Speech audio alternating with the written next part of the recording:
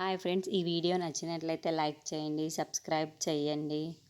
జోష్న వాళ్ళ గ్రానీ అయితే రెస్టారెంట్‌కు వస్తూ ఉంటారు. ఇంతలో అక్కడున్న వాళ్ళ గ్రానీ మాత్రం దీపక్‌కి ఇక విడాకులు వచ్చేసాయి కదా!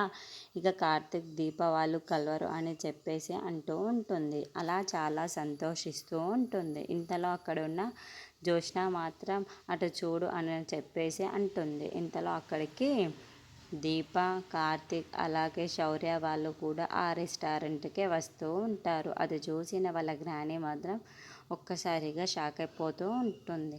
ఏంటి అలా షాక్ అయిపోయావు అని చెప్పేసి అడుగుతూ ఉంటుంది జోష్న. అవును, మరి ఇంకా వాళ్ళు కలిసే ఉన్నారు ఏంటి అని చెప్పేసి అనుకుంటున్నాను అని అంటుంది. ఆ మాటలు వినగానే అక్కడున్న జోష్న మాత్రం చూడు ఇప్పుడు వాళ్ళు ఎలా ఉన్నారో చెప్పు ఒక్కసారి అని చెప్పేసి అంటుంది. ఆ మాటలు వినగానే అక్కడున్న జోష్న వాళ్ళ జ్ఞాని మాత్రం చిలక గోరింకల్లా ఉన్నారు. ఆ భార్య భర్త ఒక కూతురు అలాగే ఉన్నారు అని చెప్పేసి అంటుంది.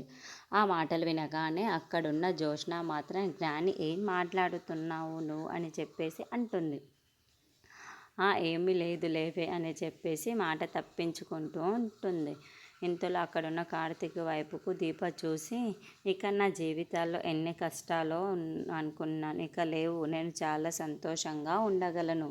ప్రతి అమ్మాయిలాగే నాకు కొన్ని కోరికలు ఉంటాయి కదా, ఆ కోరికలన్నీ తీరవేమో అనుకున్నాను అని చెప్పేసి అంటుంది. ఆ మాటలు వినగానే అక్కడున్న కార్తీక్ మాత్రం చాలా సంతోషించి, ఇక నుండి నీకు కన్నీటి బాధలన్నీ పోయాయి దీప, ఇక నుండి నువ్వు నీ పాప చాలా సంతోషంగా ఉండొచ్చు, మీరు హ్యాపీగా ఉండొచ్చు, మీకు ఎలా కావాలంటే అలా ఉండొచ్చు, ఆ నరకం నుండి అయితే నువ్వు బయటపడ్డావు కదా, ఇక నుండి నువ్వు శౌర్య చాలా సంతోషంగా ఉండండి అని చెప్పేసి అంటూ ఉంటాడు.